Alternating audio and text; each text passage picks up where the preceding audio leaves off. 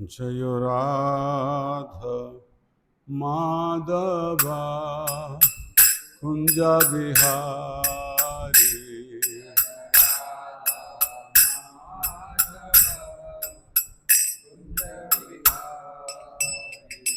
जय राधा माधवा कुंज बिहारी।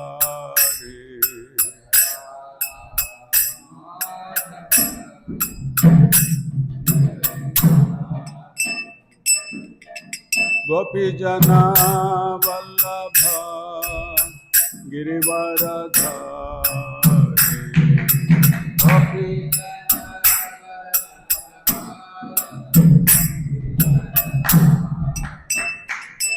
जया गोपी जना वल्लभ गिरिवरधारी।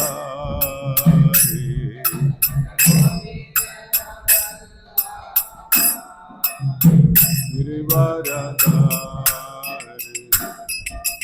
यशोदानंदना व्रज जन रंजना।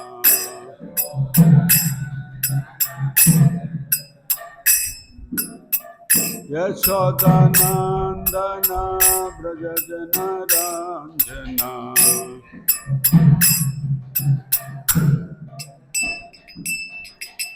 यशोदानंदना व्रज जन रंजना।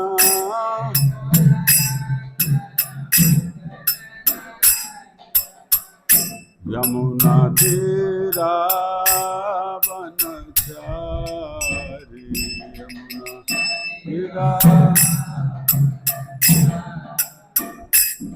यमुना तीरा वनचारी।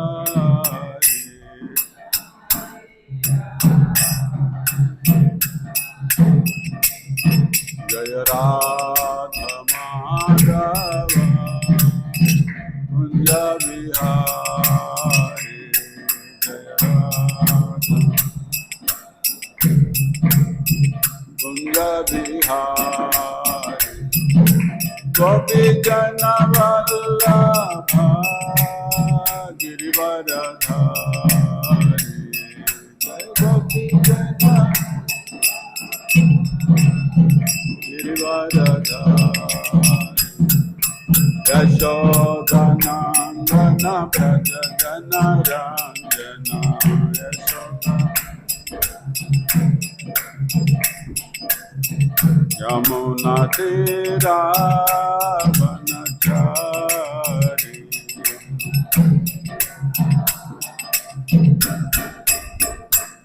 जय राधा माधव कुंज बिहारी। जय राधा कुंज बिहारी।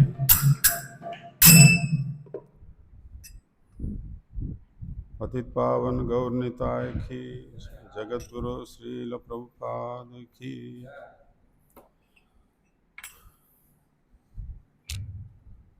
ओम नमो भगवते वासुदेवाय।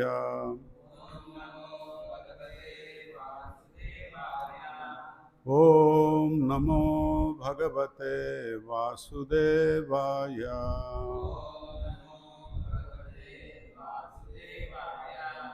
ओम नमो भगवते वासुदेवाय।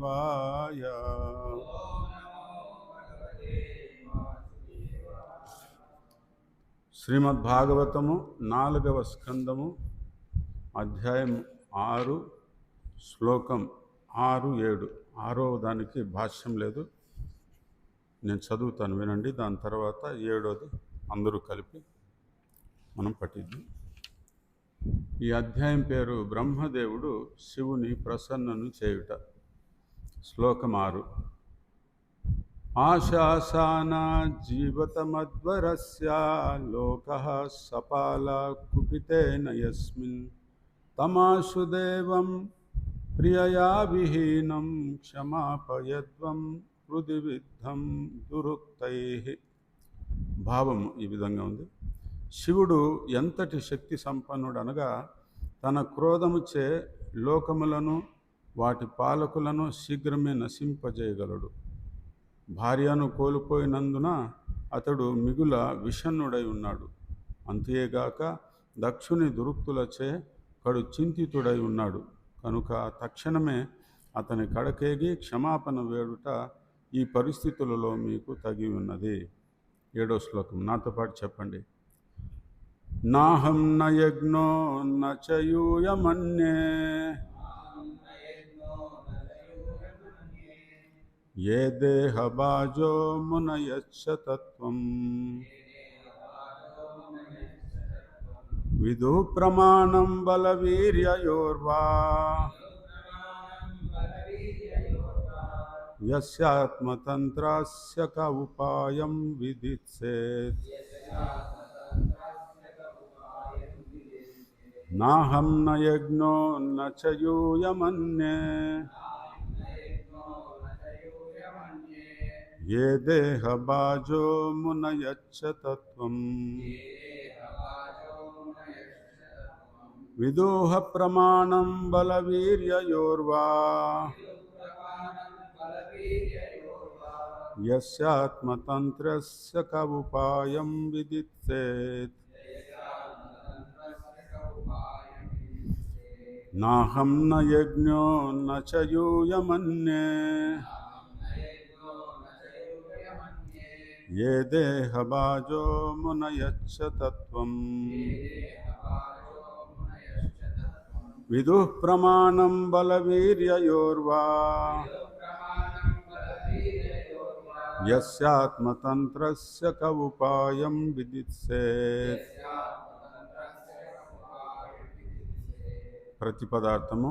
నా అహం నేను గాని, నా యజ్ఞ ఇంద్రుడు కాని, చ మరియు యూయం మీరు, అన్యే ఇతరులు, ఏ ఎవరైతే, దేహబాజాః భౌతిక దేహదారులు, మునయః మునులు, చ మరియు తత్వం సత్యమును న విదుః ఎరుగజాలరు, ప్రమాణం విస్తారమును, బలవీర్యయోః బలపరాక్రమములను, వా కానీ, యస్య శివుని, ఆత్మతంత్రస్య ఆత్మతంత్రుడగు శివుడు, కహ ఏది,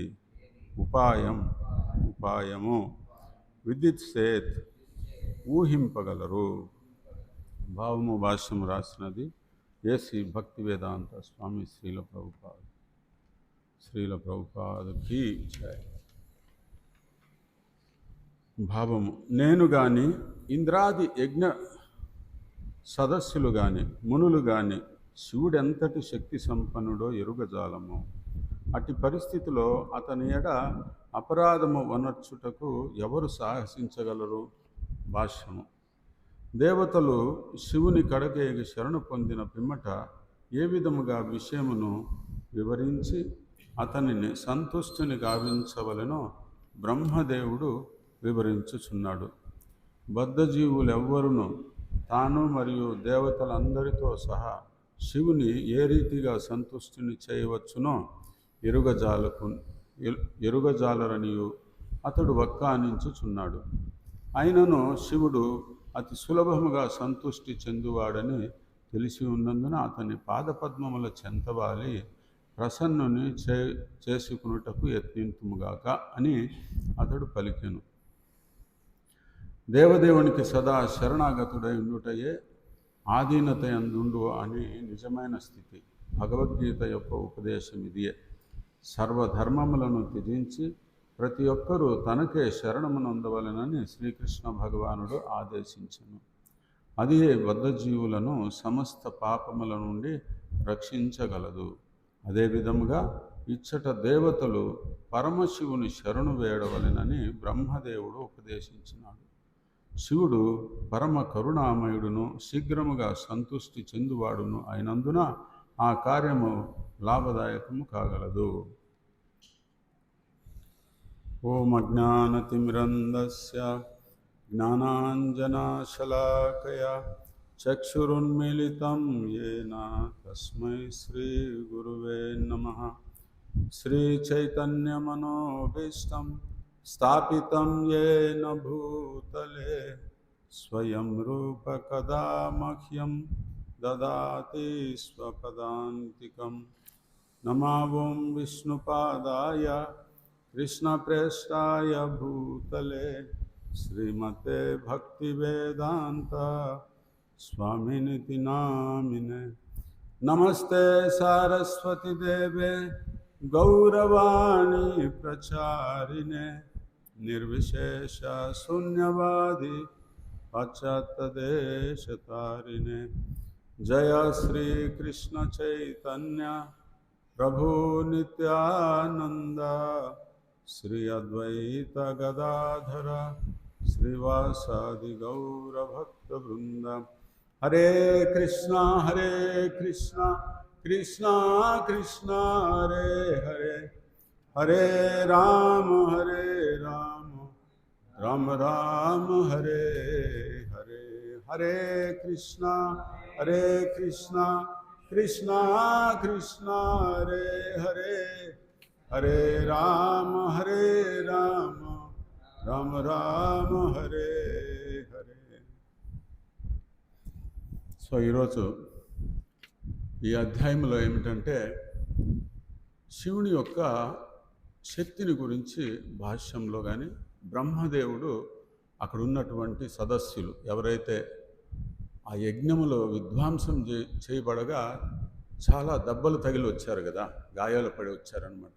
వీళ్ళంతా ఎక్కడికి వచ్చారంటే బ్రహ్మదేవుడి దగ్గరికి వచ్చారు. అక్కడికి వచ్చిన తర్వాత బ్రహ్మకి శరణ పొందారు. ఏం చేయాలి ఇప్పుడు అర్థం కావడం లేదు. సో అప్పుడు ఆ సందర్భంలో బ్రహ్మ చెబుతున్నాడు అనమాట, ఏమని, శివుని యొక్క శక్తి అపారమైనది. ఎంత శక్తి ఉంది శివుడికి, ఎవరు వర్ణించగలరు? అసాధ్యం.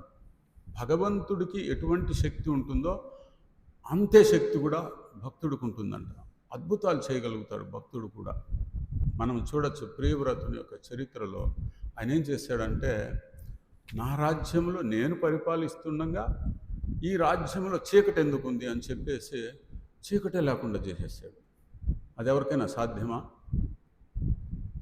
రావణాసురుడు అనుకున్నాడు అనమాట పలుమార్లు, ఏమనంటే ఈ సముద్రాన్ని మంచినీళ్ళు చేయాలా అనుకున్నాడు. అతనేమనుకున్నాడు, మళ్ళా స్వర్గానికి నిచ్చెన వేయాలా అనుకున్నాడు అయ్యగారు. మరణం ఆసన్నమైనప్పుడు అనుకున్నాడంట, అరేరే ఈ రెండు కార్యాలు చేయలేకపోయినానే అని. ఎందుకు చేయలేకపోయినాడంటే అతనికి ఒక గర్వం, అహంకారం. ఏమిటి? ఆయుసో కరే కళ్ళు కరే, కలుసో కరే పరసో కరే అంటే ఏమనుకుంటాడు జీవుడు అంటే, ఈరోజు ఏం చేస్తాంలేండి, రేపు చేయొచ్చులే. ఒరే రేపు నువ్వు ఉంటావని గ్యారంటీ ఏమిటి? లేదు ఎల్లుండి చేస్తానులే, నాకు చావే లేదు. ఎంతమంది అట్లా చావే లేదని గర్వపడిన వాళ్ళందరూ కూడా మృత్యు ఆవరించి ఉంది వాళ్ళకంతా. ఆ విధంగా మనకి సమయం లేదన్నమాట. సో ఎవరైనా రావణాసురుడు గారి హిరణ్యకశిపుడు కానీ చేయాలనుకునే కార్యాలు చేయలేకపోయినారు, మంచి కార్యాలు ఏవి. ఎందుకు ఈ విషయం చెప్తే, ఈ టాపిక్ ఎందుకు వచ్చింది?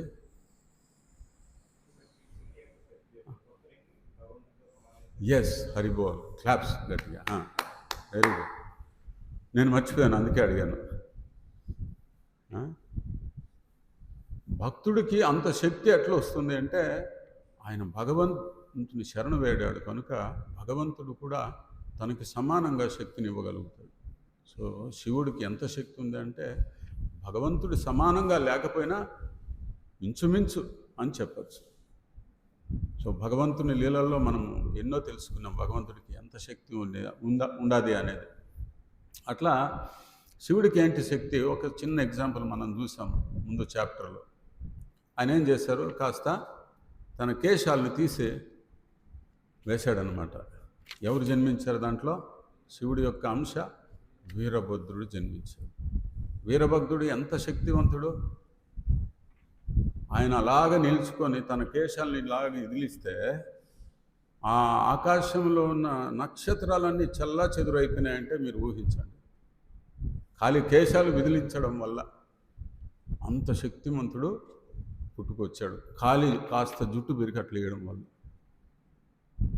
లీడర్ని చూసి మిగతా వాళ్ళంతా రెచ్చిపోతారన్నమాట, పోయి విధ్వంసం చేసేస్తారు.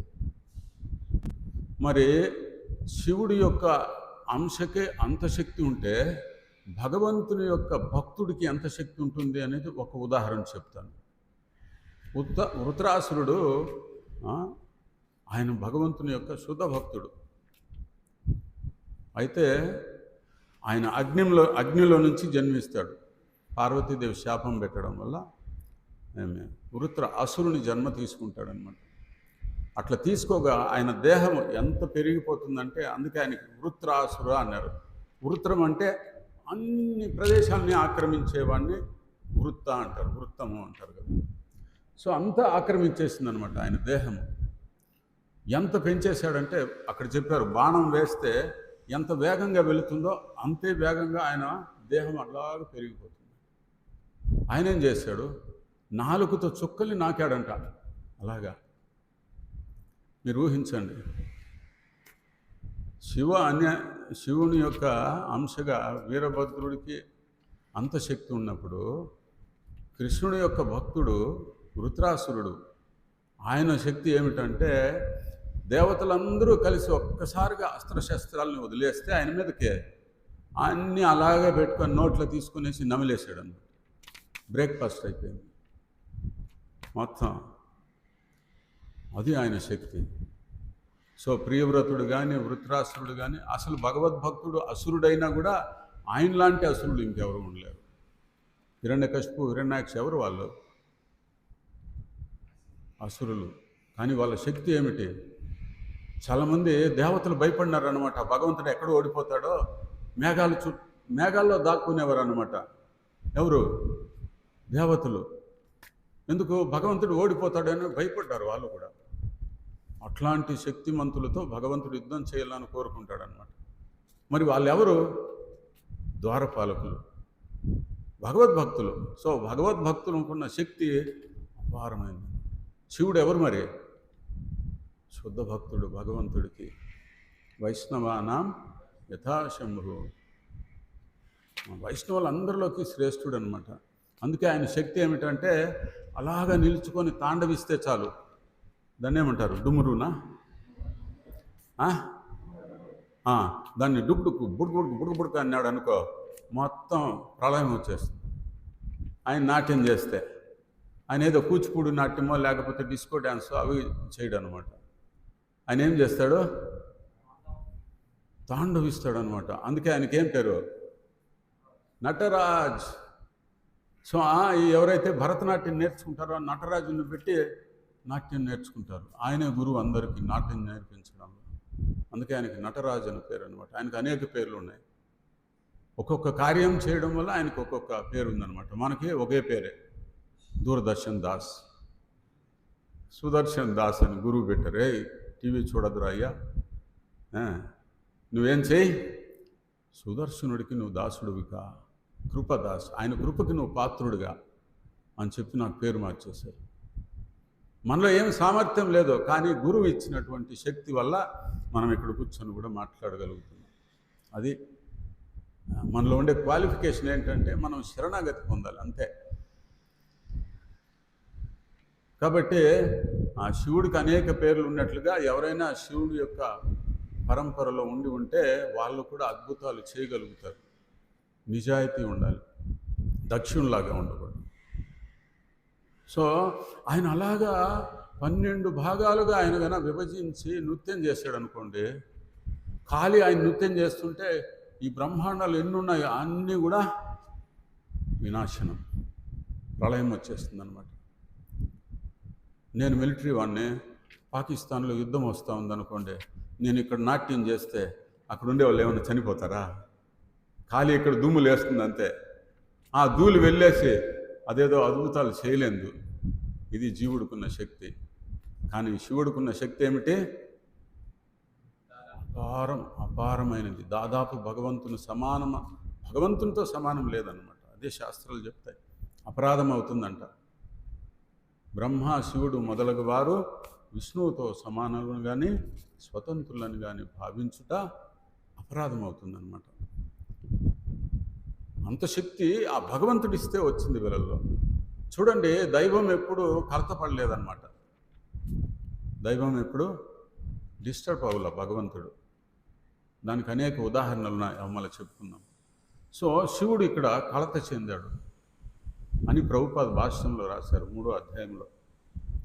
ఎందుకు కలత చెందాడు అంటే, ఆయన అర్ధనారీశ్వరుడు, అంటే సగభాగం అన్నమాట.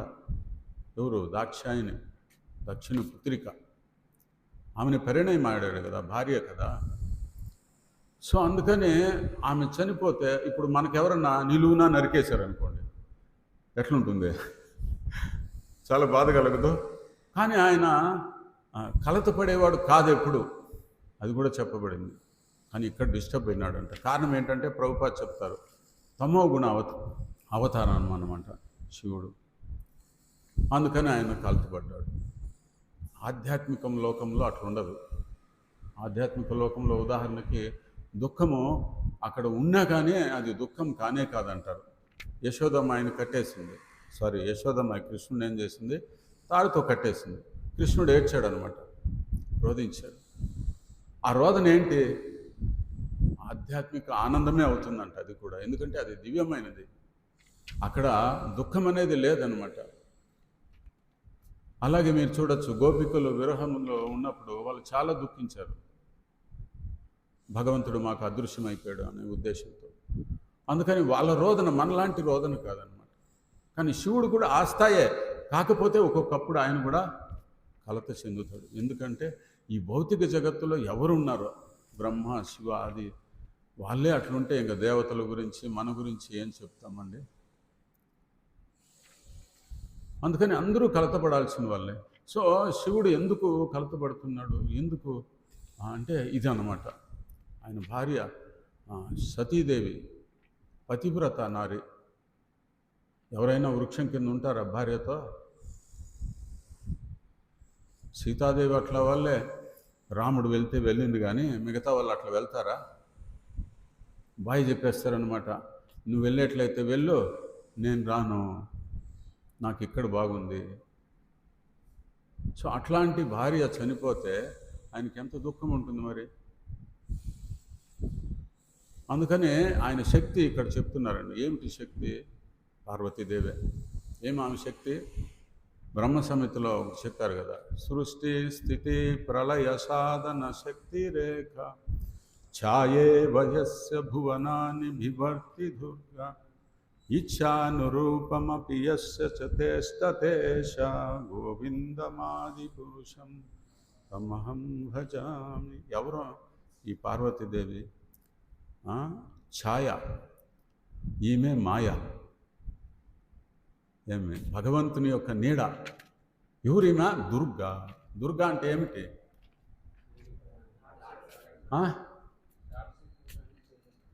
దుర్గా అంటే అది అర్థం కాదు. కాదు, దుర్గా అని అంటే ఏమిటంటే ప్రహరీ గోడ అని. ఈ భౌతిక జగత్తు యొక్క ఆవరణ ఈమెని దాటే శక్యము కాదు. దురత్యయం కౌరవ సైన్య సాగరం. వాళ్ళు దాటేశారు కృష్ణుని ఆశ్రయించడం వల్ల. ఇక్కడేమంటున్నారే, మమ మాయా దురత్యయ. కృష్ణుడు చెప్పాడు, నా మాయనే ఎవ్వరు దాటలేరు అని చెప్పాడు. అంత ఎందుక? భగవంతుని యొక్క ఛాయ. ఆయన కదిలితే అది కదులుతుంది, ఆయన చెప్తే అనుమతిస్తే పక్కకు పోతుంది, లేదంటే పోదన్నమాట. అది దుర్గా అంటే ఈ ప్రహరీ గోడ ఏదైతే ఉందో దీన్ని దాటశక్యం కాదు. దైవం అనుమతిస్తేనే, మాయ తొలగిపోతేనే మనం దాటగలం అన్నమాట. సో ఈ భౌతిక జగత్తుని ఆధ్యాత్మిక లోకాన్ని వేరు చేసేటివి చాలా ఉన్నాయి. మధ్యలో అంధకారం వస్తుంది. ఎందుకు భగవద్ధామం వెళ్ళడం లేదు అందరూ అని అంటే, ఇరుగ్గా ఉందన్నమాట ఆ స్థానం, ఆ మార్గం. ప్రారంభంలో ఇరుగ్గా ఉన్నా పోను అదేమిటంటే విశాలంగా ఉంటుంది, అన్ని అద్భుతాలే కనిపిస్తాయి. కానీ నరకానికి మార్గం ఎట్లుంది? హైవే, పెద్ద రోడ్లు అన్నమాట. ఆ దేవుడికి చెప్పారనమాట, ఒరే నువ్వు మందు మానేరా అయ్యా అంటే, నేను ఎందుకు మానాలి, మా నాయన తాగుతాడు. మీ నాయన నరకానికి పోతాడా? అవునా, మా అన్న కూడా తాగుతాడే, వాడు కూడా నరకానికి పోతాడు. ఆ ఎదురింట్లో ఆ వేశ్య ఆమె కూడా తాగుతుంది, ఆమె స్త్రీ, ఆమె కూడా నరకానికి, అందరూ నరకానికి పోతే నేను ఒకడు స్వర్గానికి ఏం చేస్తున్నా, నేను కూడా నరకానికి పోతానులే అని చెప్పాడు. అంటే ఈ జనులు ఎట్లంటే అందరూ ఏది చేస్తుంటే అది నేను చేస్తానులే అంటే, అది ఎట్లుంటుందంటే ఒక మనిషిగా అతను ఆలోచన చేయడం లేదు అని అర్థం. దాని అర్థం అందరూ ఏదో పనులు చేస్తే నేను కూడా చేస్తాను అంటే అది ఎట్లుంటుంది. సో ఎవరికి వాళ్ళు మార్పు తెచ్చుకోవాలి జీవితాలు. ఆ విధంగా ఈ మాయని దాట శక్యం కాదు. మాయని ఎవరూ దాటలేరన్నమాట, భగవంతుడు అనుమతిస్తే తప్ప. సో ఆ మాయ ఎవరు? కృష్ణుడి యొక్క శివ భగవానుడి యొక్క అర్ధాంగిని భార్య, అదన్నమాట భగవంతుని శివుని యొక్క శక్తి. సో అట్లాంటి శివుడు అంత శక్తిమంతుడు అయిండు కూడా ఇంత కూడా గర్వం లేదు ఆయనలో.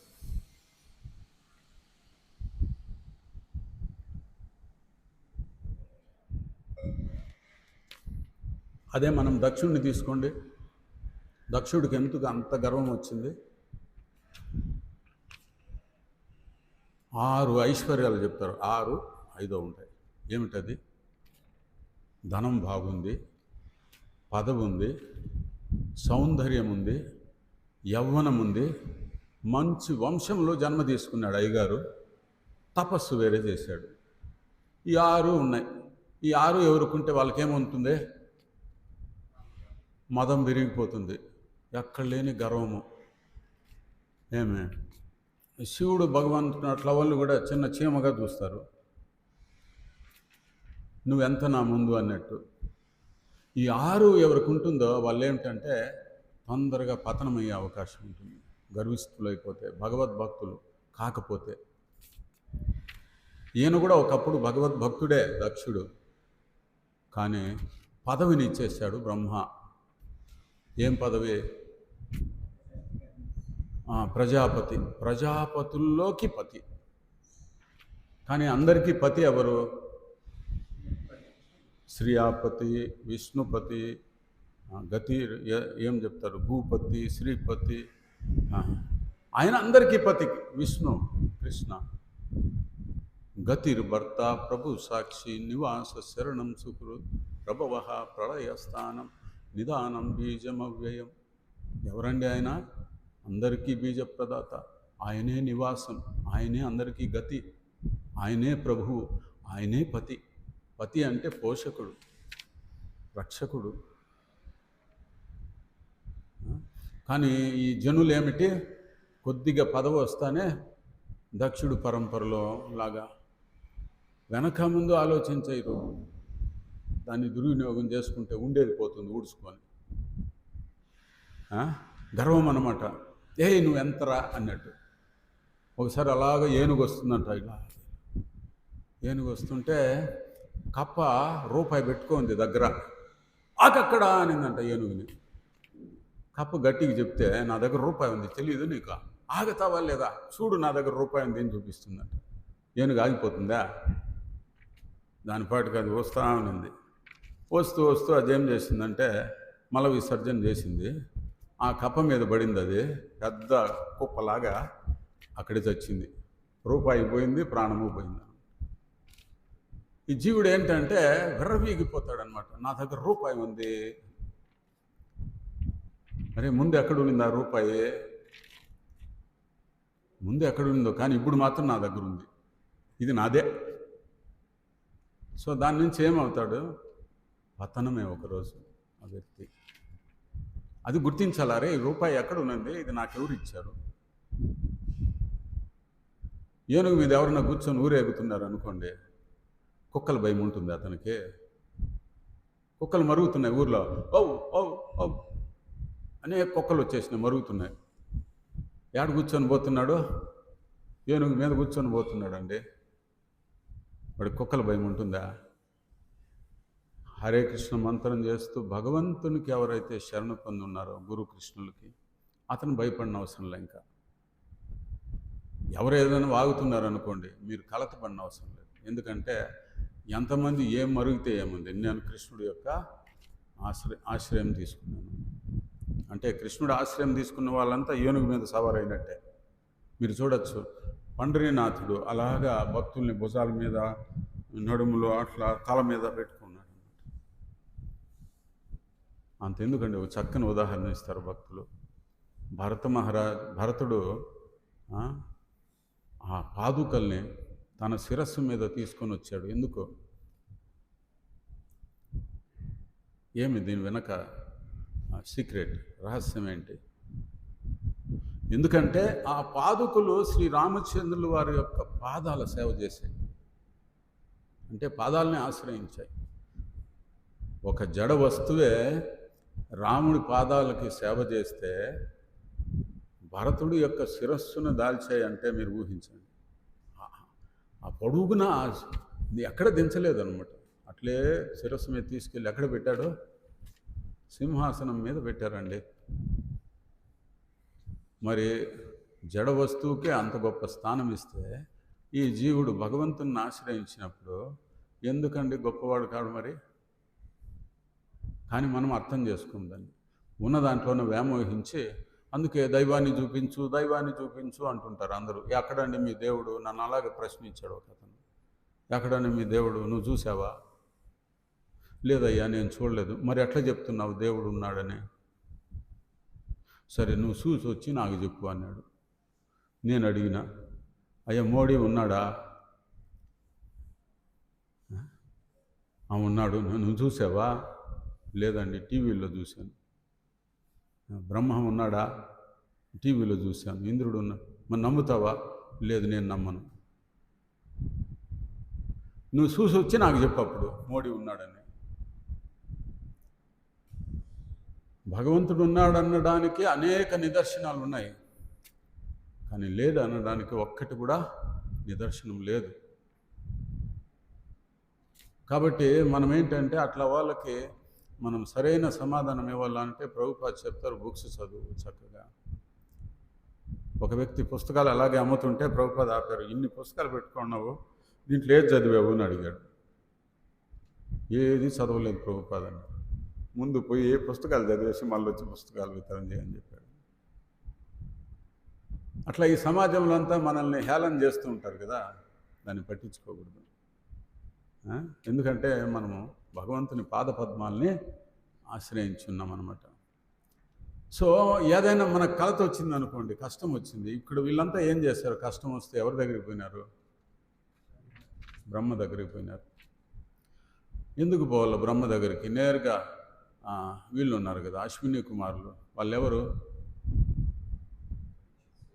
దేవతలకి వైద్యులు, డాక్టర్స్. సో అందరూ దెబ్బలు తగిలించుకున్నారు. అక్కడికి పోతే ఏదో ఒక కుండంలో ముంచేసి బాగా అయిపోతుందిలే అని చెప్పేసి అక్కడ పోయిండొచ్చు కదా. లేదంటే లైన్లో నిలబడవలసి వచ్చింది, అందరికీ సూదులు వేసుకుంటా మందులు ఇస్తా. సో ఎంతమంది ఉన్నారు అక్కడ? ఆఖరికి స్త్రీలు కూడా వచ్చేసారు ఆ యజ్ఞంలోకి. స్త్రీలు ఉన్నారంటే దాని అర్థం ఏంటి? వాళ్ళ పిల్లలు కూడా వచ్చారు. వాళ్ళ బంధువు బలగము, అక్క చెల్లెలు, పిన్నమ్మ, పెద్దమ్మ, తాత, ముత్త అందరూ వచ్చేసారు. ఋషులే కాదు, మునులే కాదు, దేవతలు అంతా. ఎందుకంటే భగవంతుని కార్యం జరిగేటప్పుడు మనం అక్కడే రాకూడదు, ఊక్కుంటా భార్య పిల్లల్ని అందరినీ ఎంట పెట్టుకొని రావాలి. మనం చూడొచ్చు 10వ స్కందంలో మొదటి అధ్యాయంలో బ్రహ్మను ఆశ్రయించినప్పుడు ఏ విధంగా బ్రహ్మ అందరినీ వెంట పెట్టుకొని వెళ్తాడు క్షీరసాగర తీరానికి. అప్పుడు చెప్తారనమాట, ఏమంటే భగవంతుని దగ్గరికి వెళ్ళేటప్పుడు మందిరాలకి భక్తులను కలవడానికి అప్పుడు వెంట పెట్టుకొని వెళ్ళాలి అందరినీ. అంతేగాని నేను మాత్రం భక్తి చేస్తా మీరు ఇక్కడే ఉండండి అని, రావణాసురుడు మెంటాలిటీ అనమాట. రాజ్యంలో ఎవరు తపస్సు చేయకూడదురా అని హిరణ్యకశిపుడు ఆదేశం చేశాడు. ఎందుకో? తపస్సు చేస్తే అందరికీ శక్తి వచ్చేస్తుంది, నాతో సమానంగా. నా సమానం ఎవరు ఉండకూడదు, అందుకని ఎవరు తపస్సు చేయకూడదు, ఆపేశాడు. అట్లా రాక్షసుడు అనమాట. సో దేవతలు అట్లా కాదు, బ్రహ్మ అట్లా కాదు. రండి అందరూ భజన చేద్దాం. బ్రహ్మ దగ్గరికి వెళ్ళిపోతే వెంటనే సొల్యూషన్. ఏమిటి సొల్యూషన్? ఎన్నో సందర్భాల్లో బ్రహ్మ దగ్గరికి వెళ్ళారు ఎవరు? దేవతలంతా. సో ఎవరైతే కొంచెం అట్లా తూగుతున్నారో వాళ్ళ కోసం హరే కృష్ణ మంత్రం ఒకసారి. హరే కృష్ణ హరే కృష్ణ కృష్ణ కృష్ణ హరే హరే, హరే రామ హరే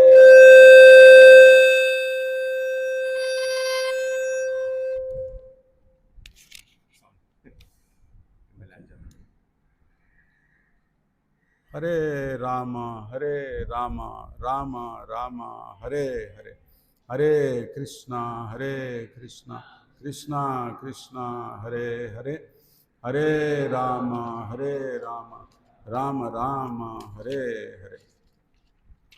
కృష్ణ కథలో వచ్చి నిద్రపోయినా లాభం ఉందంట. ఎవరు మనం చెప్తున్నారు, ఎందుకు మనిషి నిద్రపోతాడు అని అంటే ఆలోచన చేస్తాడు అనమాట కథలో. ఓ ఇట్లంతా ఉందా కృష్ణ కథ, శివుడికి ఇంత శక్తి ఉందా, బ్రహ్మ దగ్గరికి ఎందుకు అపోయేది అని చెప్పి ఇప్పుడు ఆలోచన చేస్తాడు. ఆ ఆలోచనకి మెదడుకు అందరదనమాట. అప్పుడు ఆ మెదడు ఏం చేస్తుందంటే కాస్త వీక్ అయిపోతుంది. ఆ వీక్లో ఆయన లాగా నిద్రపోతుంది. ఇంకొక కారణం ఏంటంటే సమాజంలో ఉన్న దుఃఖాన్ని అన్నీ మర్చిపోతాడు ఒక్క భాగవతం క్లాసులోనే, మిగతా ఎక్కడ ఉండదు. అందుకనే అతనికి నిద్ర వస్తుంది.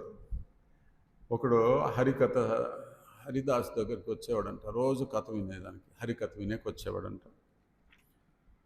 వస్తే మూడే విషయాలు వినేవాడు, మిగతా కథ అంతా నిద్రపోయేవాడంట. ఏమిటా మూడు అంటే, వచ్చావా? వచ్చాను స్వామీజీ. కూర్చున్నావా? కూర్చున్నాను స్వామి. వెళ్తున్నావా? అవునండి వెళ్తున్నా, మహాప్రసాదం తీసుకోవాలి కదా. ఈ మూడే వినేవాడంట. ఆగయా క్యా, బయటికి క్యా, జారేవు క్యా అని మూడో వినేవాడు. ఒకరోజు అతను కళ వచ్చిందనమాట, స్వప్నం. కల్లో ఏం చూశాడంటే వాళ్ళ ఇంటికి దొంగ వస్తూ ఉన్నాడు. ఆ సమయంలో దొంగ వచ్చేది చూసి ఆగయాక ఇతను కలగంటున్నాడు, కానీ ఈ శబ్దము ఆ కలగంటూ చెప్పాడనమాట. ఆగయాక అన్నాడు, అంటే వచ్చేసావా అని. వెంటనే దొంగ అనుకున్నాడు, ఇదేంటిది నిద్రలో కూడా నన్ను కనుక్కునేసాడని చెప్పి కిటికీ దగ్గర అలా కూర్చున్నాడు అనమాట. బయటికి యాక అన్నాడు. మరి కూర్చునేది కూడా కనిపెట్టేస్తాడు, వీడు మేలుకున్నాడని చెప్పి పరిగెత్తాడు అనమాట. అక్కడ నుంచి జారేవుకే అన్నాడు, వెళ్ళిపోతున్నావా అని పరిగెత్తాడు అక్కడి నుంచి. అంటే కృష్ణ కథలో నిద్రపోయినా కూడా వచ్చే అతనికి లాభమే. ఇంకా వింటే ఎంత బెనిఫిట్. శ్రవణం మీద ఎప్పుడైనా మనం చెప్పుకుందాం ఎంత విశేషం ఉంది అనేది. అట్లాగా ఈ భౌతిక జగత్తు ఎట్లా సృష్టింపబడిందంటే ఈర్ష్య ద్వేషాలతో కూడి ఉందన్నమాట. ఏమి లేదు, అందరూ ఒకరినొకరు ఈర్ష్యపడేది, ద్వేషించేది, కుతంత్రాలు, కుట్రలు, నటన, ఇవన్నీ ఎక్కువ అన్నమాట. అందుకే సబ్జెక్ట్ యాడో వెళ్ళిపోయా. ఏదో చెప్పాలనుకుంటే ఉంది, అవన్నీ మైండ్లో ఉన్నాయి, సమయం సరిపోదు. అన్నమయ్య ఒక కీర్తనలో పాడతారన్నమాట. నాటి బతుకు నాటకము కానక కన్నది కైవల్యము. ఈరోజు ఏం చేస్తున్నాడు జీవుడు? ప్రతి దాంట్లో నటిస్తున్నాడు. పుట్టేది నిజము, పోయేది నిజము. ఈ మధ్యన ఏం చేస్తున్నాడు? ఒక నటన. అందరూ డ్రామా వేస్తున్నారు. భక్తిలో డ్రామా పనికిరాదంట. ఇంకోట్లే, మరువను ఆహారంబును మరువను సంసార సుఖము మరువను ఇంద్రియ భోగము మాధవని మాయా మరచద సుజ్ఞానంబును మరచద తత్వరహస్యము మరచద గురువును దైవము మాధవని మాయా. అంత మాయలో ఉన్నారు అన్నమాట. ఏం మర్చిపోతుంటాము? తత్వరహస్యం, గురువును దైవమును, మరచత సుజ్ఞానము. అది ఎప్పుడు మరవకూడదు, కల్లో కూడా మరవకూడదు. మరచద తత్వరహస్యం, మరచద గురువును దైవము. ఏం గుర్తుపెట్టుకుంటాము? మరవను ఆహారంబును మరువను సంసార సుఖము మరువను ఇంద్రియ భోగము మాధవని మాయ. అయ్యా నువ్వు మరి మాయ అట్లాంటిదైతే నువ్వేం చెయ్యి? కృష్ణ చెప్పాడు, నాకు శరణ పొందు, నా మాయ తొలగిపోతుంది అంటున్నాడు. అదే శరణ పొందారు ఆచార్యులు, అదే మనకు చెప్తున్నారు. సర్వధర్మాన్ని ఈ భాష్యంలో రాశారు ప్రభుపాద. సర్వధర్మాన్ని పరిత్యజ్య మామేకం శరణం. కృష్ణ ఆదేశం చేశాడు. ధర్మాలు ఎన్నో చెప్తూ వచ్చాడు, కనిపించింది అనమాట జీవుడికి. ఏందబ్బా ఇన్ని ధర్మాలు చెప్పాడు స్వామి, ఏం అర్థం కాలేదు నా బొరకే. ఒరే నీకేం అర్థం కాకపోయినా ఇది ఒకటి చేయరా అని చెప్పి కంక్లూషన్ ఇచ్చేసి, నువ్వేమీ చేయొద్దు, నాకు శరణ పొందు, ఇదే నువ్వు చేయాల్సిందే. అంతిమంగా ఆ మాత్రం అర్థం చేసుకోవడం జీవుడు చేసుకుంటాడు, కానీ ఇంకేదో కావాలి. మాయ బాగుంటుంది, ఎందుకంటే మాయ వెంటనే ఇస్తుందన్నమాట తీయగా కొరడా దెబ్బలు. అవి తింటూనే బాగుంది, ఈ పక్క కూడా కొట్టు అని, ఈ చెంప మీద కొడితే ఈ చెంప చూపించాలంట. అది ఎట్లా చూపిస్తావు? ఊరి ఇంత దెబ్బ కొట్టారు మళ్ళీ ఈ చెంప చూపిస్తావా? మాయ పడుతూ ఉంది, ఏట్లు కొడతా ఉంది, ముసలోళ్ళు అయిపోతున్నాం, రోగాలు వస్తున్నాయి, మరణం ఆసనం అవుతుంది, రోజు రోజుకి దుఃఖము ఎదురవుతూ ఉంది. ఎట్లా రాయి మాయం దాటేది అని చెప్పేసి భగవంతుడు అన్ని స్పష్టంగా చేస్తే మనం ఏం చేస్తున్నాము? చాక్లెట్ రుచి అంట, అంటే కొద్ది కొద్దిగా టేస్ట్, ఇది వెంటనే వచ్చేదన్నమాట. ఏం చెప్తారంటే ఒక చేత్తో చాక్లెట్ పెట్టుకొని 1000 రూపాయల నోటు పెట్టుకున్నామనుకో, 1000 రూపాయల నోటు విలువ తెలియని వాడు ఏం చేస్తాడో చాక్లెట్ తీసుకుంటాడు. ఎందుకో వెంటనే రుచి వస్తుందన్నమాట. దేవుడు అన్నీ ఏర్పాటు చేసినాడు మనకే, కానీ అవి మనకేమొద్దు. ఏం కావాలా? ఏది లేదు అది కావాలా. ఇంట్లో పులగూర ఉందే అది వద్దు, పేడపురుగు కావాలి ఈ జీవుడికి. ఇది అలవాటు చేసుకునేసాడు జన్మలుగా. ఒరే నువ్వు హల్వా తినరా అంటే నాకొద్దు. పంది చెప్తుంది కదా, కొద్దిగా తినమ్మా హల్వా తిను. నాకొద్దండి, మా ఊర్లో చాలా రకరకాలుగా ఉంది, తిని బాగా బలిచిపోయినాను, అదే బాగుంటుంది నాకు, ఈ హల్వా నేను తిన్నాను. ప్రభుపాద ఈ లెక్చర్లో చెప్పారంట. ఒకసారి రాధానాథ్ మహారాజ్ అనుకున్నారంట, ఏంది మరి ప్రభుపాద ఇట్లా చెప్తారని చెప్పేసి ఒకసారి హల్వా తీసుకెళ్ళి పెట్టాడంట పందికి. తింటుందేమో చూద్దామని ఇస్తే అది తీసుకోలేదంట. ఆశ్చర్యమైంది మహారాజుకి. అది చెప్పారు క్లాస్లో. నేను ప్రాక్టికల్గా చూద్దామని పోతే అది తీసుకోలేదు, అలవాటైపోయింది అనమాట.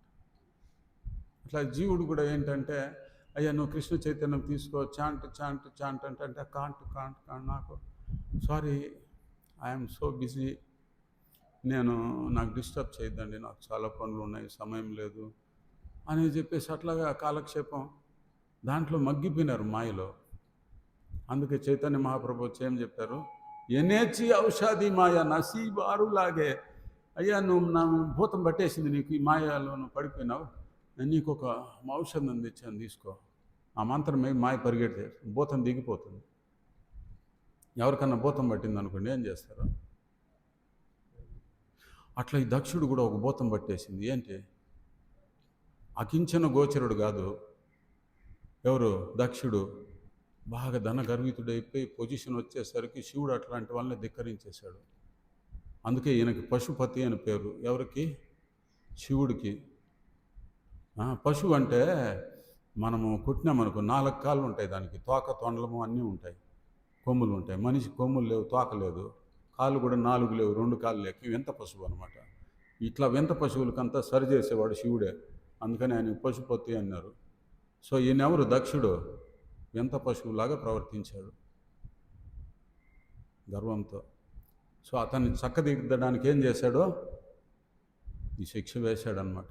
మళ్ళనే బాగా లాతోన్సే భూత్ భాతోన్సే నైమా అంత అని ఒక సామెత ఉందన్నమాట హిందీలో. ఏమిటి ఆ సామెత అర్థం అంటే, ఎవరికైనా భూతం పట్టేసింది అనుకోండి, భూతం పడితే ఏమవుతుంది? భూతం దిగాలంటే ఏం చేస్తారు మామూలుగా? కొరడా దెబ్బలు కొడతారు, కట్టెలు ఎత్తుకొని కొడతారు, భీకరంగా ఉంటుంది ఆ దెబ్బలు. ఎందుకంటే ఆ వ్యక్తికి తగలవు అవి. ఎవరికైతే భూతం పట్టేసిందో ఆ భూతానికి తగులుతాయి అవి. ఆ వ్యక్తిని వదిలిపోయి వెళ్ళిపోయినప్పుడు అప్పుడు ఇతనికి పెయిన్ వస్తుంది అనమాట. అయ్యో నన్ను ఎవరు కొట్టారు ఇలాగా, ఏమైంది నాకు అని చెప్పి అప్పుడు గుర్తిస్తాడు ఆ వ్యక్తి. అట్లా భూతం పట్టేసింది కొంతమందికి. శివుడు అట్లా వాళ్ళు ఏం చేస్తారో తంతారు అనమాట పట్టుకొని. యదవా. ఆ శిక్షణ ఎట్లుంటుందంట, ప్రభుపాద భాష్యంలో రాశారు, తల్లి బిడ్డకిచ్చే శిక్షణలాగా ఉంటుందంట. అదే శత్రువు ఇచ్చాడు అనుకోండి మనకి దండన, ఎట్లుంటుంది? ఎవరు మనకి శత్రువు? మాయ కాదు, అందరికంటే పెద్ద శత్రువు ఏమి జీవుడికి? వెరీ గుడ్, యుగన్, కరెక్ట్గా చెప్పావు. మనస్సు. ఒక మాతాజీ ఫోన్ చేసింది, ప్రభు నేను జపం మానేయాలని అనుకుంటున్నాను. ఏం మాతాజీ ఎందుకు అంటే, నేను జపం చేసినప్పుడంతా మనసు నాకు చాలా కలత పెడతా ఉంది, నాకు భయంగా ఉంది ప్రభు, అందుకే నేను జపం మానేస్తాను అనింది. నేను అన్నాను, శత్రువు వచ్చి చెప్పుతో కొట్టాడు అనుకో, కొట్టించుకుంటామా? అదే మనం కొడితే వాళ్ళు కొట్టించుకుంటారా? సో మనసుకి కనిపిదు అది, దానికి చెప్పు దెబ్బ చీపుడు దెబ్బ ఏదంటే హరే కృష్ణ మంత్రమే. నువ్వు హరే కృష్ణ మంత్రం చేసేటప్పుడు దాని అర్థం ఏంటంటే దానికి దెబ్బలు పడుతున్నాయి, చెప్పుతో పరక దెబ్బలు పడుతున్నాయి, అందుకని అది గమ్మున ఉంటుందా, గిరగిరగిరా అని తిరుగుతుంది తప్పించుకునేదానికి, నిన్ను కూడా తిప్పుతుంది. నువ్వు వదిలేసావనుకో ఇంకా పొడుస్తారనమాట వాళ్ళు, అట్లుంటుందన్నమాట సమాచారం. అందుకనే శత్రువుల్ని జయించడము విశేషం అన్నమాట. సో దక్షుడు శత్రువులు ఎంతోమంది ఉన్నా కానీ అది గుర్తించడం లేదు. గర్వంతో ఏం చేశారు, పశువులాగా ప్రవర్తించడం వల్ల ఈ పశుపతి శివుడు అతనికి దండన విధించాడు. లాతోన్సే భూత్ బాతోన్సే నైమాంత. భూతానికి చెప్పామనుకో, అమ్మ ఎందుకు ఇబ్బంది పెడుతున్నావు, అతను దిగిపో దిగిపో దిగిపో అంటే దిగుతుందా? కట్టెత్తుకొని కొట్టాము, యాపాకు ఎత్తుకొని మంత్రిచ్చామనుకోండి దిగిపోతుంది. అందుకే చైతన్య మహాప్రభు ఏమన్నారు, ఎనేచి ఔషాది మాయా నసీబారు లాగే. ఎన్నోసార్లు నువ్వు మాయలు పడిపోతున్నావు. ఆమె ఒడిలో నిద్రిస్తున్నామంట మనము, ఆహా జోల కొడుతుంది అలాగా ఒళ్ళో పడుకొని పెట్టే, జోలాలి పడుకోరా అయ్యా, కృష్ణుడు లేడు, నువ్వు భోగించు, నువ్వే కృష్ణుడివే, నువ్వే భగవంతుడివే, నువ్వే అన్నీ కంట్రోలర్, ఎంజాయర్, ప్రొప్రైటర్, అన్నీ నువ్వే, ఇంకెవరు కాదు. ఎంత చెప్పినా జీవుడు విండనమాట. లేదు నేనేమో అయిపోతా, నేనేదో చూపిస్తా. What you are. గడ్డిపోచు కంటే కూడా తక్కువే మనం ఈ లోకంలో అందరినీ పోల్చుకుంటే. కానీ విర్రవీగుతున్నారు ఎవరికి వారు, ఒక భక్తుడు తప్పించి. భక్తుడు అనడానికి చిహ్నం ఏంటంటే తృణాదపి సునీచైన. ఇది ఎప్పుడు మర్చిపోకూడదంట. స్త్రీకి తాలిబొట్టేలాగో భక్తుడికి అది అలంకారం అంట. ఆ శ్లోకము తాలిబొట్టుతో సమానం భక్తుడికి. కానీ ఈ కాలంలో ఉండేవాళ్ళు ఏం చేస్తున్నారు, తాలిబొట్టు కూడా తీసేస్తున్నారు అన్నమాట భర్త మీద. నా కళ్ళ ముందరే జరిగింది అలాగా. అట్లా భక్తుడు కూడా భూకే భజన్య హోయ్ గోపాల లే అప్ని కంఠీమాల. ఏ గోపాల్జీ, ఈ ఆకిలితో ఈ నియమాలు ఇవన్నీ చాలా ఎక్స్ట్రాలు అంతా చెప్తున్నారు, నాకు ఇవన్నీ నచ్చము, ఈ కంఠిమాలు నువ్వు పెట్టుకో అని చెప్పేసి నేను పోతాను. భూకే భజన హోయ్ గోపాల్ లే అప్ని కంఠిమాల. అట్లా ఇట్లాంటివన్నీ మనకు అలంకారం అని చెప్తున్నారు. వినయము, విధేయత, ఓర్పు, ఇవన్నీ క్వాలిటీస్ భక్తుడికి. అవన్నీ గురువులు ఇస్తుంటే, భక్తులు ఇస్తుంటే దాన్ని తీసి పడేసేస్తుంది. నాకొద్దు నీ భక్తి వద్దు, నీ కృష్ణ చైతన్యం వద్దు, నా కృష్ణుడు వద్దు. మాయ బాగుంది, ఎందుకో ఒళ్ళో పెట్టి పడుకొని పెడతాం. అందుకు మహాప్రభు దయాలు, ఆయన ఏం చేశారు, నసీబారు లాగే ఎన్నోసార్లు నువ్వు మాయకి వశమైపోయినావు. నేనేం తెచ్చానంటే నీ కోసం ఒక ఔషధం తెచ్చాను. మాయని జయించగల, దాటగల ఒక ఔషధం ఉంది, మంత్రం ఒకటి ఉంది. హరినామ మహామంత్ర లావుతుమే మాగే. అడిగి తీసుకోమంటున్నాడు ఆయన. ఎంతమంది తీవ్రంగా తీసుకుంటున్నామో దాని విలువ తెలియక హరినామం చేస్తూ కూడా నిద్రపోతున్నాం. హరే కృష్ణ హరే కృష్ణ కృష్ణ కృష్ణ హరే రామ్ రామ్ రామ్. నాకు తిరుపతిలో ఒక భక్తుడు ఉండేవాడు. పాపం ఆయన చూసి నాకు జాలేసేది.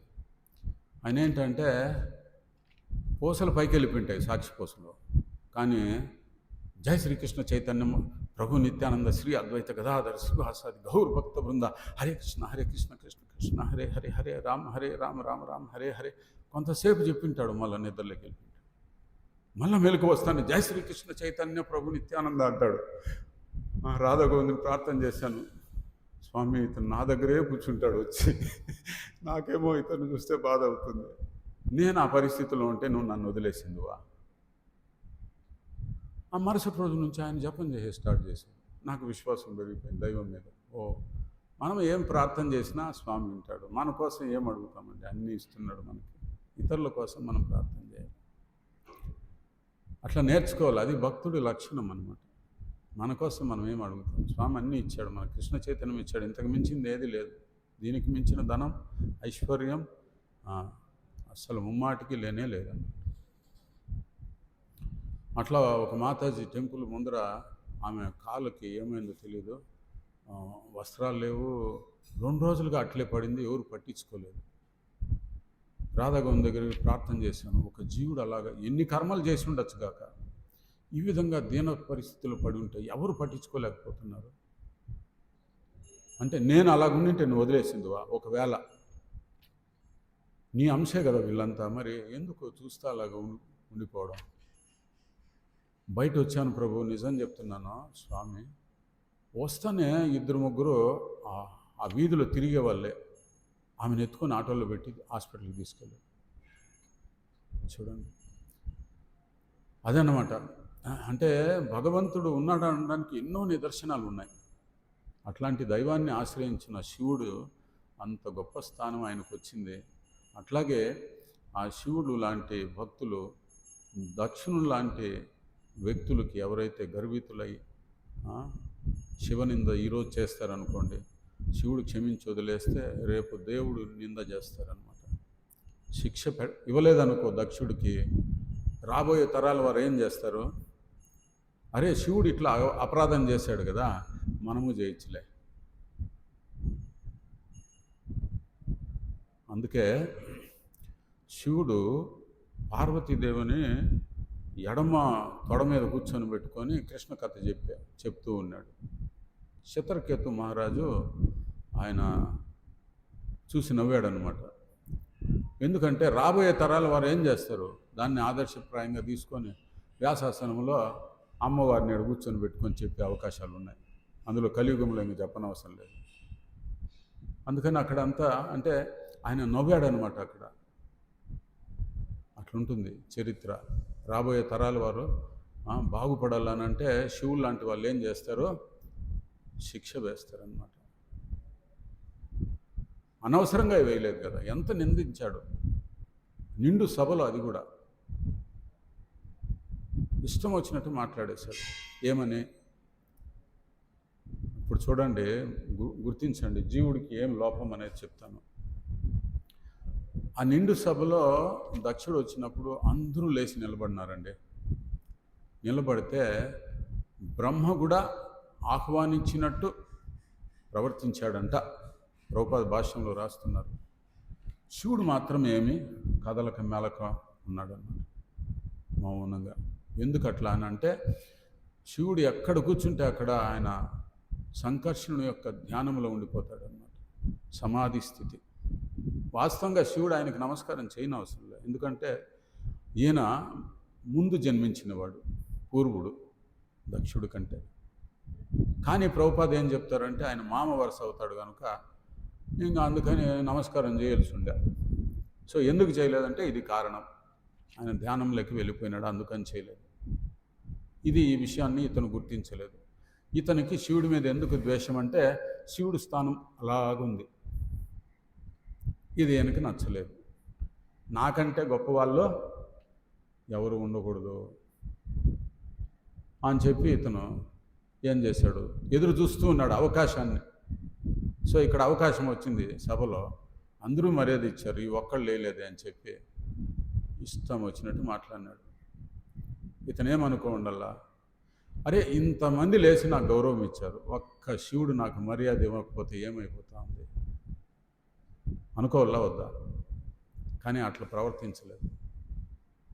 ఇప్పుడు ముల్లోకాలు హిరణ్యకశిపు నామాన్ని జపిస్తున్నాయి. ఆఖరికి నారదుడు కూడానంట ఓం నమో హిరణ్యకశిపాయ నమః అని నామజపం చేశాడనమాట. చూడండి వింత.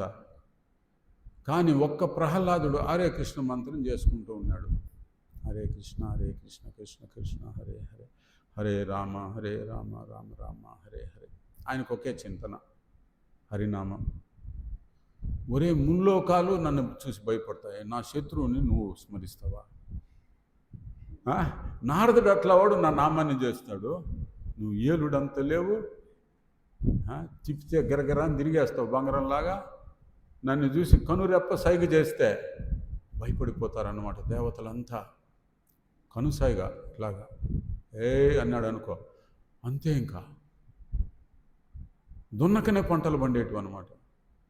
అదే ఆయన పరిపాలన. చూడండి, రాక్షసుడైనా కూడా దున్నకనే పంటలు పండేటువంటి భాగవతం చెప్తుంది అలాగే. మరి ఒక్క ప్రహ్లాదుడు జపం చేసుకుంటే ఏమండి అయిపోతుంది తనకి. నువ్వు కూడా నన్నే స్మరించాలి, ఒకే ఒకడు కదా, వదిలేయచ్చు కదా. అందులో నీ కుమారుడాయా? లేదు, నేను వదలను. రాక్షస స్వభావం అంతా అట్లే ఉంటుంది. కంసుడికి చెప్పాడు వసుదేవుడు, నీ చెల్లెలే కదా, వదిలేయచ్చు కదా అంటే, అబ్బే ప్రశ్నే లేదు అసలు, కత్తి పైనే ఉంది. అసురుడు ఒప్పుకోడు అనమాట.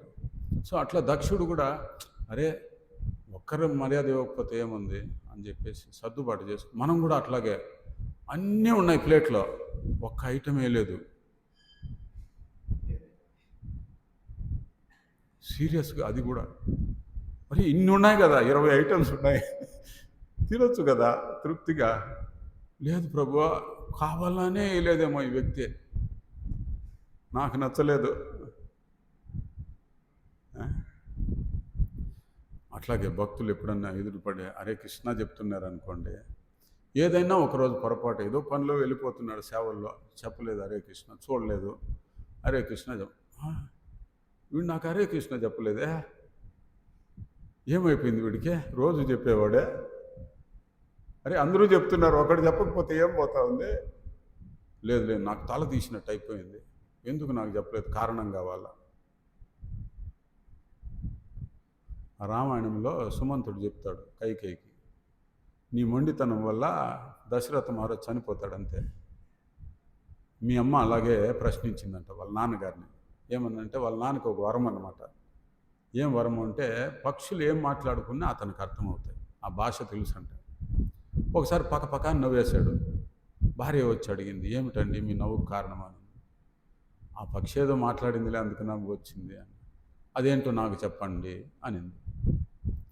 అది చెప్పకూడదు, నీకు చెప్తే నా తల బద్దలవుతుంది, నేను చనిపోతాను అని చెప్పి నాకు ఈ భాషనిచ్చిన ముని సాధువు నాకు ఆశీర్వాదం చేశాడు. నీకు చెప్పాను అనుకో, నేను చనిపోతాను, నువ్వు చనిపోయిన పర్వాలా, నువ్వు ఎందుకు నవ్వినావో నాకు కావాలా. ఏమిటి ఇట్లా పట్టుబట్టేవాళ్ళు అనమాట ఈ జీవుడు. నాకు తెలియదు, నువ్వేం చేస్తావో నాకు చెప్పు. అదే కృష్ణ కథను అడగరు, ఇవన్నీ సమాధానం కావాలి.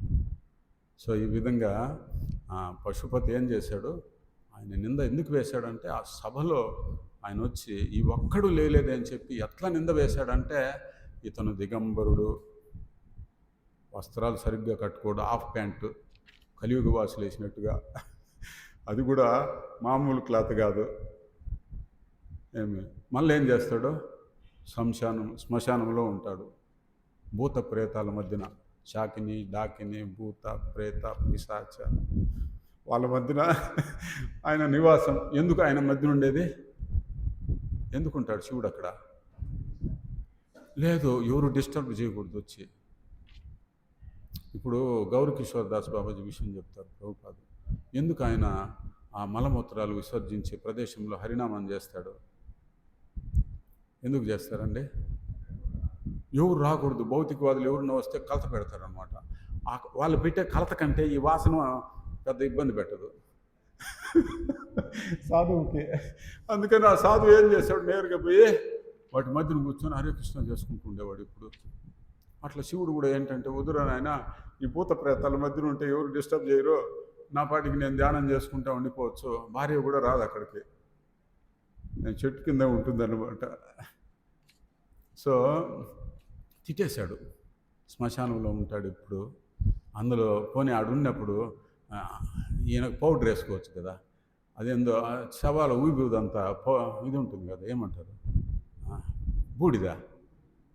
అది విభూది కాదు, బూడిద అంటారు. శవపేటికి మీద ఉండేది విభూది ఎట్లా అవుతుంది? దాన్ని ఎత్తుకొని వాళ్ళంతా పూసుకుంటాడు. దీని వెనక ఒక రహస్యం ఉంది, ఎందుకు అట్లా చేస్తాడని ఇంకెప్పుడైనా చర్చిద్దాం. సో అవన్నీ పూసుకునేది కాకుండా మళ్ళీ ఏం చేస్తాడు, ఒకప్పుడు ఏడుస్తుంటాడు, బురోని ఏడుస్తాడు, ఏదో పోగొట్టుకునేసినట్టు. ప్రహ్లాదుడు అట్లే ఏడ్చేవాడు, స్వామి వెళ్ళిపోతే ఏడ్చేసేవాడు అనమాట. మళ్ళీ ఆయన వస్తే ఆహాహా అని నవ్వేసేవాడు. అట్లా శివుడు కూడా అంతే, భక్తులు ఆ విధంగా ఉంటారు. సో అట్లా ఒకసారి ఏడ్చేది, ఒకసారి నవ్వేది. వీడు పిచ్చోడు, ఆమె వీడికి సోదిని ఉండదు ఒళ్ళు మీద.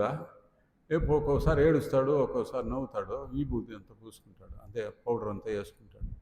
పిశాచి భూత ప్రేతాలతో ఉంటాడు. వీడు భూతనాథుడు, పశుపతి. ఇతనేమి శివ అంటారు, ఇతను శివుడు కాదు. శివ అంటే ఏమిటి, మంగళదాయకుడు అని.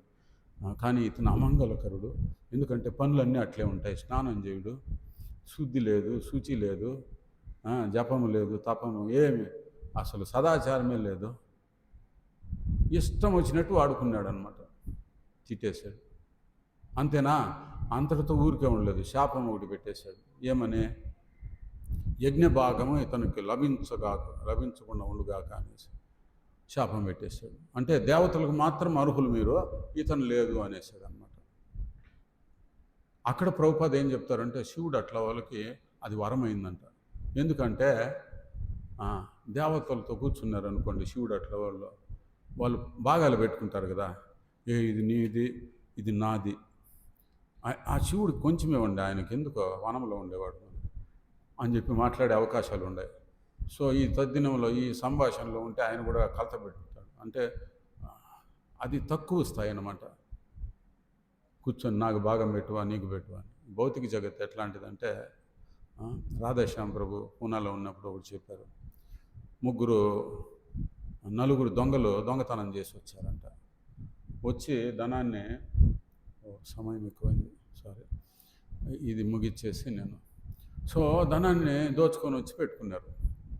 వాళ్ళు అనుకున్నారట, రే చాలా బాగా ఆకలి అవుతుందిరా, ఇది పంచుకునే ముందు ఒక పని చేయండి, భోంచేసి ప్రసాదాలు తీసుకొని మళ్ళీ డిస్ట్రిబ్యూషన్ మళ్ళీ చేసుకుందాము అని చెప్పి అనుకొని, ఇద్దరు ఏమనుకున్నారంటే, సరే మేము పోయేసి తినేసి మీకు భోజనం తీసుకొని వస్తాము, మీరు ఈ ధనాన్ని కాపలా కాస్తూ ఉండండి అని చెప్పి హోటల్కి వెళ్ళారు. అక్కడ పోయి తినేటప్పుడు ఒకరినొకరు మాట్లాడుకున్నారు, రే ఉండేది 4 భాగాలు చేస్తే మనకు తక్కువ వస్తుంది, వాళ్ళిద్దరిని చంపేసి మనం పంచుకుందాం దీన్ని అని ప్లాన్ చేశారు ఉన్న ధనాన్ని. సరే ఇది బాగానే ఉంది, మళ్ళీ వాళ్ళని ఎట్లా చంపాలా, దీంట్లో విషయం కలిపేద్దాము, మనం ఎట్లా భోజనాలు తీసుకెళ్తున్నాం కదా, వాళ్ళు దాన్ని తిని చనిపోతారు. సరే అని చెప్పి అక్కడికి పోయారనమాట. ఆడుండే వాళ్ళు ఏం మాట్లాడుకున్నారంటే, వీళ్ళిద్దరు భోంచేసి భోజనం తీసుకొని వస్తారు కదా, వాళ్ళని చంపేసి మన ఇద్దరము ఇది పంచుకుందామని వాళ్ళు ప్లాన్ చేసుకున్నారు. తీరా ఈ భోజనం ఎత్తి వాళ్ళకి ఇచ్చేసరికి వాళ్ళు వస్తానే వీళ్ళు కాల్ చేశారన్నమాట వాళ్ళిద్దరిని. సో వీళ్ళు భోజనం తినేమైంది, వీళ్ళు చనిపోయినారు. ఇట్లుంటుందన్నమాట యజ్ఞము. ఫలము నేను పంచుకోవాలా, నువ్వు పంచుకో, కొట్లాడుకునేది. వీళ్ళకి దొరకదు, వాళ్ళకి దొరకదు, ఆ విధంగా అయిపోతుంది అనమాట తీరా. అందుకనే శివుడు అనుకున్నాడంట, ఇది వరమే నాకు అని చెప్పి. సో భక్తుడు ఎప్పుడు కూడా ఈ భౌతిక సంపదలకి, పదవులకి ఆకర్షితులు కాకూడదని, అయితే మాత్రం చాలా జాగ్రత్తగా ఉండాల అని మనకి ఎన్నో వృత్తాంతాలు భాగవతంలో ఇవ్వబడ్డాయి. ఇవన్నీ కూడా మన యొక్క మనకి శిక్షణ ఇవ్వడం కోసం భగవంతుడు కరుణామయుడు ఆయన చూపించిన ఏర్పాటు ఇది. అందుకని జాగ్రత్తగా మనం భక్తిలో నడుచుకోవాలి. ఎప్పుడు పతనం అయిపోకుండా ఉండడం కోసం మనకి శిక్షణలన్నీ ఇచ్చారు. హరే కృష్ణ. ఏమైనా ప్రశ్నలు ఉంటే అడగండి, ఇంకా చాలా విషయాలు ఉన్నాయి ఏవో చెప్పాలనుకోండి. సో నెక్స్ట్ క్లాస్లో మనం కంటిన్యూ చేసుకుందాం. ఏమైనా ప్రశ్నలు ఉంటే అడగచ్చు, 1-2. టైం అయిపోయింది ఇప్పటికే. ప్రశ్న లేదంటే నన్ను ఒక ప్రశ్న అడిగారు మోహిత్ ప్రభు కదా, మీ పేరు మోహిత్ ప్రభు ఒక ప్రశ్న అడిగారు నిన్న.